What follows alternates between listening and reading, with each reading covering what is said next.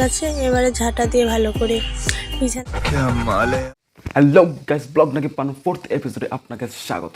আজকে আমরা এমন এক দিদির গল্প শুনবো যিনি কষ্ট করে বিনা কিছু নোংরামি করে নিজের ব্লগ কিভাবে এগিয়ে যাচ্ছে।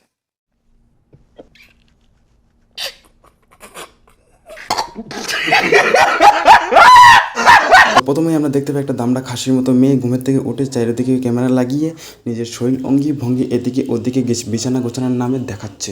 পুরো একবার হাই হ্যালো করে পুরো শরীর ঝুঁকে ঝাঁকা পুরো ঝাঁকা নাকা করে পুরো শরীর দেখিয়ে ভিউজ কামানোর ধান্দা করছে।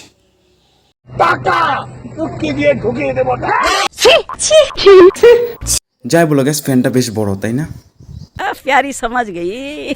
গুড মর্নিং সবাইকে, কেমন আছো তোমরা? আশা করি তোমরা খুব ভালো আছো, আর আমিও তোমাদের ভালোবাসায় ভীষণ ভালো আছি। এত কিছু দেখার পর ভালো না থেকে থাকা যায়? ভালো আছি। বেশি আলবাল বকলে না কানের গোড়া একটা এখন বাজে সকাল 6টা, আর এতটাই রোদ উঠেছে যে আমি আর ঘুমোতে পারলাম না। শোনা গো, আমার খুব কষ্ট হচ্ছে বলো। বিছানায় শুয়ে থাকতে পারছি, জানলা দিয়ে রোদ এসে পুরো বিছানাটা আগুনের মতন গরম হয়ে গেছে। তাতে কি আর শুয়ে থাকা যায় বলো? সেই জন্য উঠে পড়লাম। এই গরমকালটায় না এই এক জ্বালা, না রাতে তাড়াতাড়ি ঘুমানো যায়, না সকালে একটু লেট করে ওঠা যায়। গরম দিনের একটা সুবিধা আছে বলো, ঠান্ডা দিনে তো এত কিছু দেখাতে পারতো না, জ্যাকেট পরতে হতো। ঠান্ডা লাগলে মতো আমি কম্বলটা ইউজ করি, সেই জন্য কম্বলটা রেখে দিয়েছি। তো কম্বল উঠিয়ে নাও, অল্প উঠিয়ে নাও। এটু কি ভিউজ আছে?